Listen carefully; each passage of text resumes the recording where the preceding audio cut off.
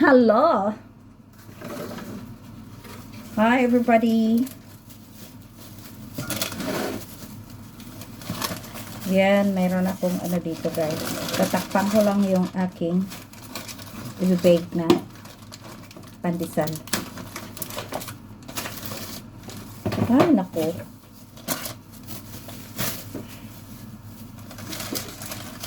Yan, tatakpan ko lang siya ng ganyan. Kasi kailangan niya talagang mag-raise pa ng konti guys. Kita ba? Titingnan ko lang kung magre-raise pa ba siya. Kasi gagawin ko.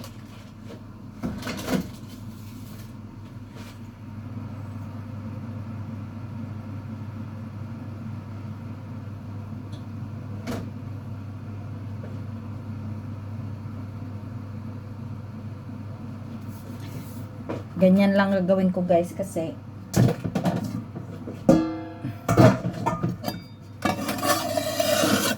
i-raise ko lang siya na about 20 minutes.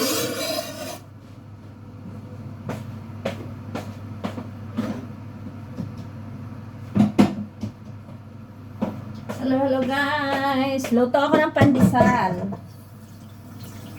Baka magulat kayo ano naman ginagawa ko. Nagpandesal ako guys kasi wala lang. May flour naman ako tapos may natira na 1 egg.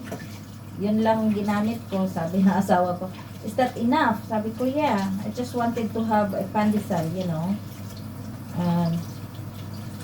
I use butter. Oil lang. Hindi ko siya nilagyan ng butter. Oil. Just the oil. Eggs. Salt and pepper. Salt and sugar. Tapos yeast. Tapos syempre ang measuring nung agoy. Sorry guys.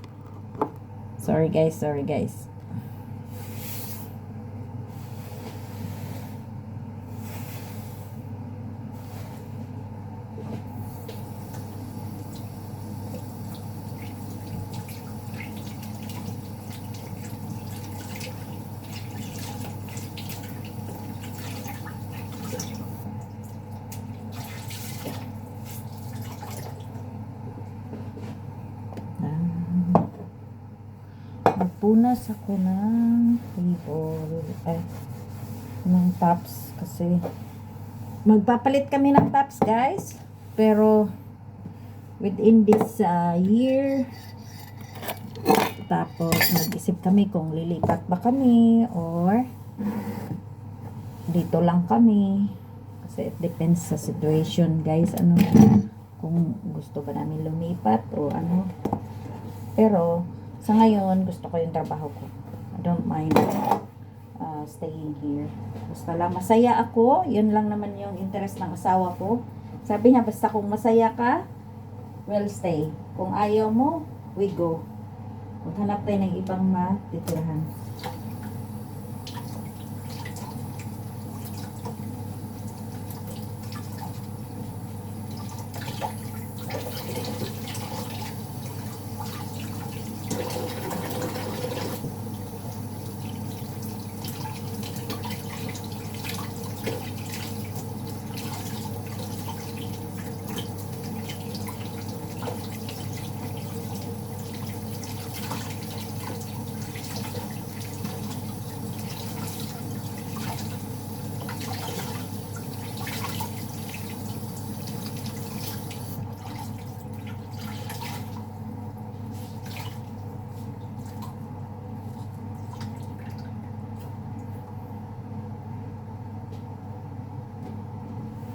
No, I make a joke all the time. Nakakatuwa doon sa trabaho ko guys kasi yung mga kasama ko natatawa sa akin. Madalas ako talagang nagpapatawa doon.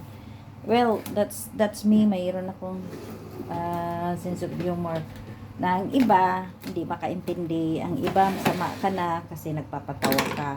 Oy, it doesn't mean na nagpapatawa ako naglalandi.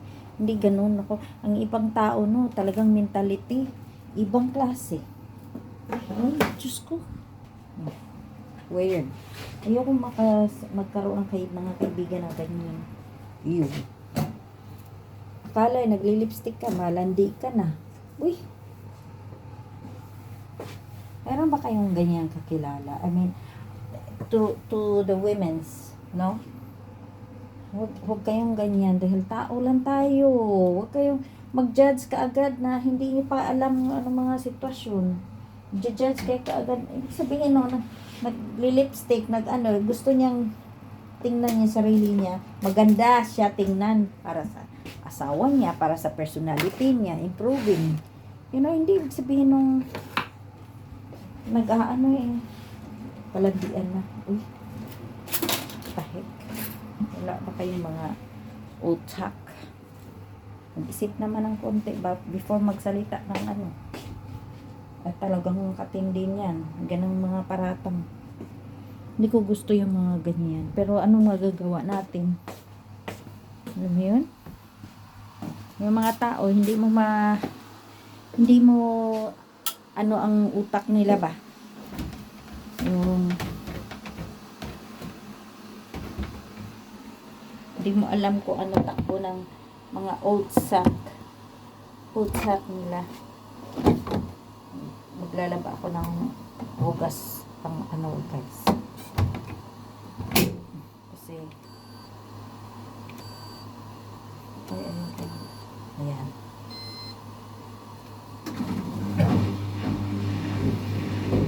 Maganda yung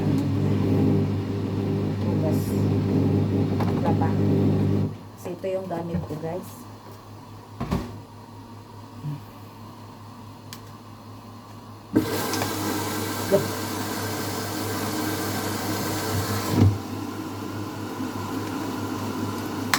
Lalagyan ko siya ng bleach kasi para ano yung sa paglalaba. Ano talaga ako guys, gusto ko yung paglalaba ay maganda at malinis, matanggal yung amoy. Ayaw ko nung ano,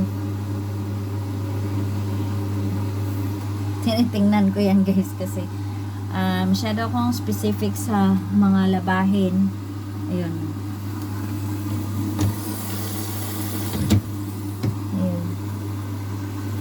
Yung ginagamit na pangwash, panghugas, yan din, masyado akong mapagmatsyag. At saka, nilalagyan ko ang aking, para sa plato, ng bleach. Konti lang. Para, para mawala yung mga moldy smell. Ayaw ko na. Naiinis ako sa asawa ko kasi gusto niya yung pamunas. Umaabot ng mga ilang linggo. Ayaw ko nang ganun. Pwede lang palitan every 3 days eh. No? So yan. Sinipiret ko lang talaga siya guys. Only 2 of them. Because kasi may bleach. Tsaka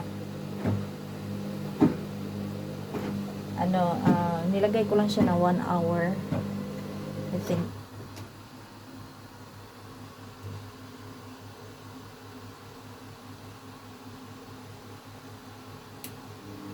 One hour lang siya. 1 hour and 16 minutes. Ano pala yun? 1 hour and 17 minutes. I think. Tapos, yun na. Kasi, mas mainam naman yung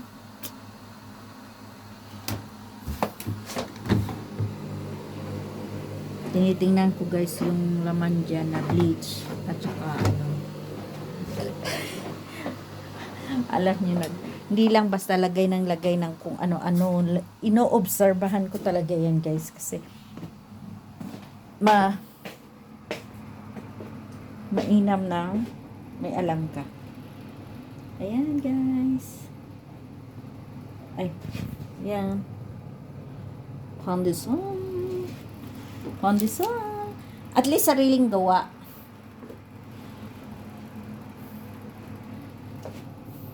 Yan.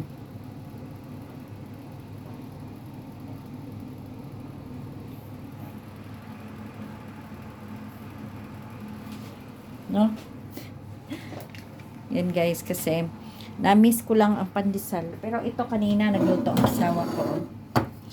Cheese and onion. Cheese and onion, yung, ano ba tawag doon? Basta cheese and onion siya eh. Onion leeks. Cheese and onion leeks. Yun, cheese and onion leeks. Tapos, wala lang ako. Lalagay ko lang to sa rep, ang pandesal. Lalagay ko sa rep, lalagay sa para bongga. Yan. Di lang muna ako kasi hanggang doon lang naman yung aking trabaho eh. Pero iinom ako ng water. Pabongga. Bongga daw, bongga. Nalinis ng ko, surface ko. Ganyan, si Ate Beth. Hindi naman ako perfecto. Pero, mas mainam na yung galing sa sarili mo, galing sa pagsisikap mo kung paano mo gagawin yung nararapat para sa sarili, para sa pamumuhay mo. Yun lang ay aking salita. Yan ang rice cooker at ang aking takip. Where are you? Ano nga, kasi hindi mo na ako mag-ano sa takip. Ano to? Iba yung aking dampuat. Kawawa naman yung mga kasama ko na mga friendship ko. Sabi nila hirap daw sila sa sitwasyon ngayon na 2 araw lang yung pasok, ganyan, 3 araw, 2, 3. Buti nga, 3 araw kami.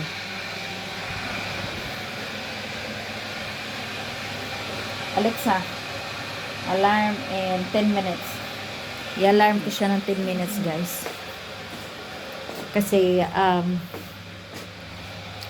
another 10 minutes para sa pag-raise ng aking ng aking pandesal. So, that is means for my pandesal to bake.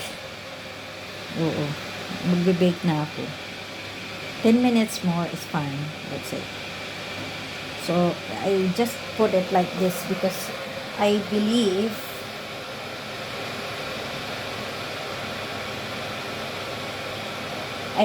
this one is already 10 minutes. I think. So, yeah.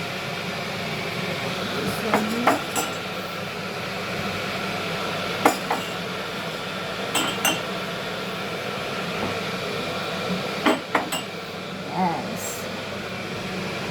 Yan. Para medyo malinis-linis naman dahil pagka umalsa na ito, mamaya, okay na yan. Gumagalaw yung pandesal ko, no? Yes, guys. Mamaya-maya, unti. Hindi ko pa siya mailagay, guys. But I have to say, bye-bye to you, guys. Yan, namuli na naman ang asawa ko. Pero now, I'm fine. Thank you so much, guys. Bye-bye. See you later. Bye.